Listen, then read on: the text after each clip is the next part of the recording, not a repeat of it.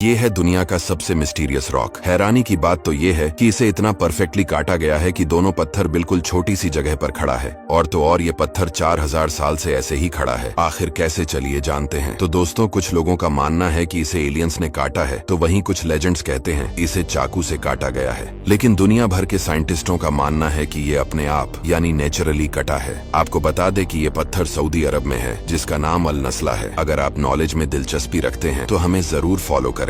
क्या आप जानते हैं 2025 तक इंडियन रेलवे इंडिया में पहली बार टिल्टिंग ट्रेन लॉन्च करने वाली है। आखिर ये ट्रेन होती क्या है और इसे क्यों लॉन्च किया जा रहा है, चलिए जानते हैं। दोस्तों, किसी भी ट्रेन को हाई स्पीड में सीधी सीधी पटरी पर चलाना आसान है, लेकिन जब कोई टर्न आता है तो ट्रेन की स्पीड को कम करना पड़ता है। अगर ऐसा नहीं किया जाएगा तो टर्न लेते वक्त ट्रेन पर जो सेंट्रीपिटल फोर्स लगता है, उसकी वजह से ट्रेन डिरेल हो सकती है और ये पलट भी सकती है। इसीलिए टर्न लेते वक्त ट्रेन को बार बार स्लो किया जाता है, जिस वजह से ट्रेन की एवरेज स्पीड कम हो जाती है और ट्रेन अक्सर 5-10 मिनट लेट हो जाती है। इसीलिए इंडियन रेलवे वंदे भारत में टिल्टिंग टेक्नोलॉजी यूज करने वाला है, जिससे ट्रेन टर्न लेते वक्त अपने आप टिल्ट हो जाएगा, जिससे ट्रेन हाई स्पीड पर भी टर्न लेते वक्त काफी स्टेबल रहेगा और इसकी एवरेज स्पीड भी कम नहीं होगी। अगर आप नॉलेज में दिलचस्पी रखते हैं तो हमें जरूर फॉलो करें। क्या आप जानते हैं, अब आप सबमरीन से भगवान श्री कृष्ण की नगरी द्वारिका को पानी के अंदर जाकर देख सकते हैं। आखिर ये प्रोजेक्ट कब तक लॉन्च होगी और इस सबमरीन में बैठने का किराया कितना होगा, चलिए जानते हैं। दोस्तों, हाल ही में गुजरात सरकार ने इस प्रोजेक्ट को अनाउंस किया है, जो जल्द ही लॉन्च होने वाली है।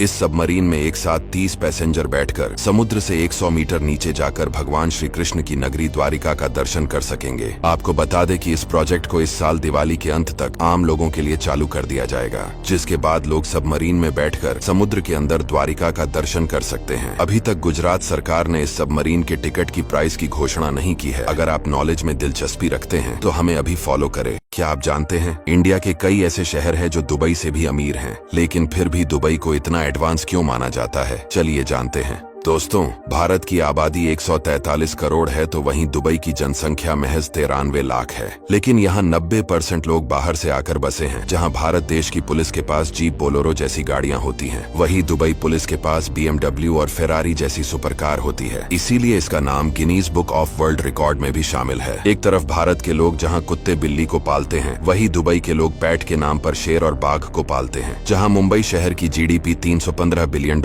है, तो वहीं दुबई शहर की GDP $177 बिलियन है। अगर आप नॉलेज में दिलचस्पी रखते हैं तो हमें अभी फॉलो करें।